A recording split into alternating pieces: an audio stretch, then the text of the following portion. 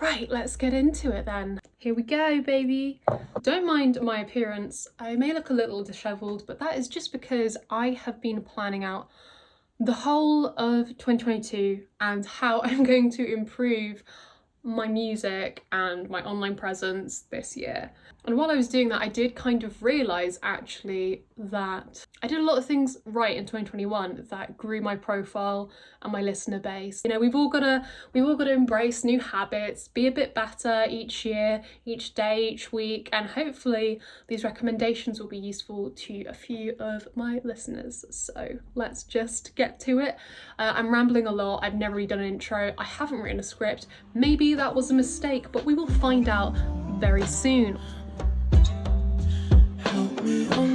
5 habits to grow your artist profile in 2022. Let's get to it. And yes, I did change the camera angle again because it kind of cropped a little bit weird and I don't want it to look weird. So the first thing, it might be obvious, is having a posting schedule, a regular posting schedule. Some artists may think about this for their online posts, so for your social media, and go, of course I've got a posting schedule, of course. But other people might not, and other people might not keep it up. You might find that you start a posting schedule and then have too much to do, like you post every day and then you're like, actually I've run out of creative ideas. I'm posting once a week, and then you just stop doing it later on in the year. But you need to have a consistent posting schedule on whatever social media you're promoting your music on, because that is the only way to stay in people's minds. Unfortunately, everybody is fickle online. Everybody forgets you exist when the next shiny thing comes along, so you need to be the shiny thing that is always there in front of their face. And there's no excuse not to post regularly when there's loads of scheduling options out there that are free for us. So let's say if you're posting on Instagram or Facebook, you can use Facebook Creator Studio to schedule your posts in advance. If you didn't know about that, look it up. It's completely free. It's run by Facebook, so it's reliable, and it's a way that you can post to Instagram and Facebook onto your feed or your IGTV, things like that, for free, with no extra hassle. TikTok, I'm pretty sure if you have a business account, because I have done this on my business account, you can schedule as well, so there's no excuse not to schedule on TikTok. And Twitter now does have a scheduling option, and so does YouTube. So there's really no excuse to not post regularly. You can record all your content in one day or across 1 week, and then you can schedule it across multiple weeks. And that way, if you schedule in advance, I find that you do not run out of steam, because that's the hardest thing about having a regular schedule or a posting schedule online, is that you do just run out of ideas if you don't plan for the worst. So what you need to do is you need to plan for the worst and say, I am a human being, I am going to run out of creative steam, I am going to get bored of posting weekly, daily, whatever it is that you decide to do. I'm going to give myself some rules to do with my posting, what I'm going to post, things like that, and I'm going to post regularly and I'm going to commit to it, because there's no excuse not to when there's scheduling out there. It's totally doable. And side note, if you are an artist and you are posting your music, and you want to have people find you, and you don't have a TikTok, you are doing something wrong. I'm sorry, I know some people don't like TikTok. It's a bit of Marmite to people. They don't, you know, they love it or they hate it, but TikTok is the next generation of people. It's the most popular social media for people under 20. It's the next generation of listeners. So you are making a mistake. Check it out, make a TikTok. Okay. Got quite heated there. Right, so next one is analysing your work. Now, I'm not talking about the kind of analysis that all creatives do where you batter yourself and you batter the creation before you even put it out into the world. That's not what I'm talking about. I'm talking about analysing your work after you put it out. What worked, what didn't, where did you put it, why did you put it there, who liked it, who was interested, and is there anything you can take from that to improve the next thing you make? Now, I know we're creative people, we're making a product out of our heart and our soul, and we're not there thinking about the nitty-gritty of numbers and things like that. But if you want to grow online, you want to make content online that inspires people, besides obviously being quality content, needs to be looked at with a discerning eye. Now, if you can't do that yourself, you should ask friends around you, and I mean actually get feedback. Don't be a baby and be upset if someone gives you negative feedback. That's constructive, clearly. That's constructive, because you really can benefit. Sorry, my cat is literally in the plant pot right now. Stop it. She's sitting on my lap because she's being naughty. There we go, sit there, don't move. Next one might be something that you do already and have done last year. It's very integral to growing as an artist. It's going to be the obvious one, releasing music every month. Now, to some people, that might seem terrifying. To some people, that might seem easy. But the truth of it is, if you release music and content every month, you will have more to share, more to work with, and you will unburden yourself from lots of creations that are in your archives that maybe feel no longer like a piece of art, but a piece of trash that has been waiting in there for way too long. And it's collecting dust, and you either need to delete it or release it. So maybe that your phrase for this year, delete it or release it. The reason for releasing once a month, besides the obvious option of sharing content and things like that, is that if you're releasing it on Spotify specifically, that is really good for the Spotify algorithm. They like artists that release regularly and do things regularly. It just works with that platform, and you get more chances for your songs to be found by people.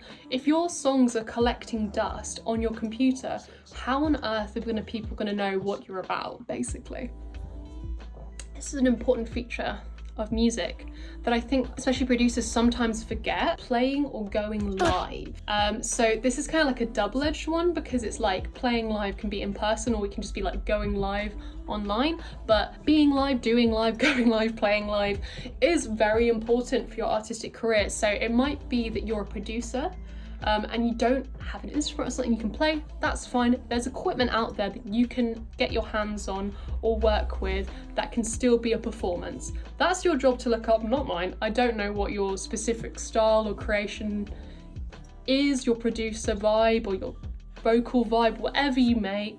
Performing live is very important for so many reasons. One, more content. It's always about the content, baby. Two, it's a much more visceral experience of music.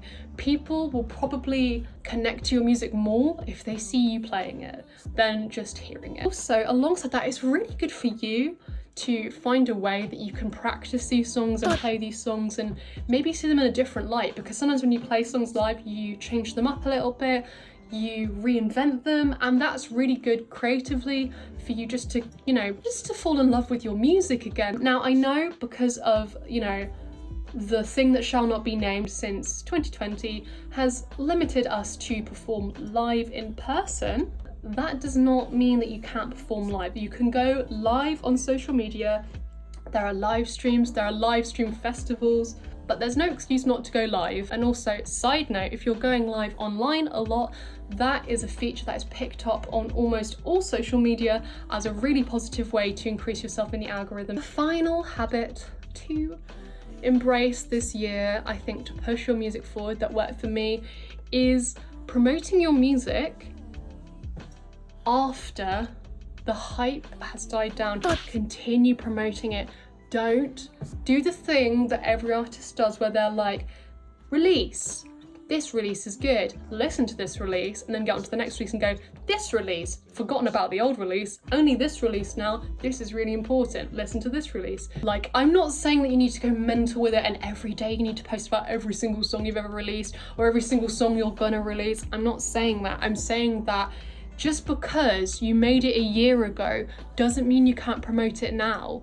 People love songs from the 40s, from the 50s, from the 60s, from the 70s, pretty much from as far back as we're aware of music. People like music from as far back as possible. So why on earth would you decide with your music that if it's like a month old or a year old or 10 years old, that you can't promote it anymore? If you're limiting yourself with that, or just focusing only on your newest releases, promoting them and sharing them and talking about them and performing them, you are doing something wrong. You're limiting yourself to only the present creations. You need to show people the journey, what you have made. There's somebody out there who's going to love the song from 5 years ago. more than the song from now. And there's somebody who's gonna, you know, feel the other way around, but it's important to do it just to find out. Your music is still valid even if you made it in a different headspace ages ago. It's still valid, it's still music, and just because you've decided that because you didn't release it this month, you don't want to talk about it, doesn't mean that should be the case. Those are my 5 tips that I found really worked for me last year. And obviously there's a lot of smaller parts within those habits that you need to look into and see what works for you, but that's up to you to discover and find out. I mean, I can do more videos going more in depth about stuff if people want. I think it's important to say though, finally, that you can do all the promotion, all the habits in the world when it comes to how you present your content or how you engage with others with your music. But if you're not also nurturing how you make music, that's not going to work out well for you. And it is important to sometimes say that sometimes the stuff you make doesn't do well because it's not good enough yet.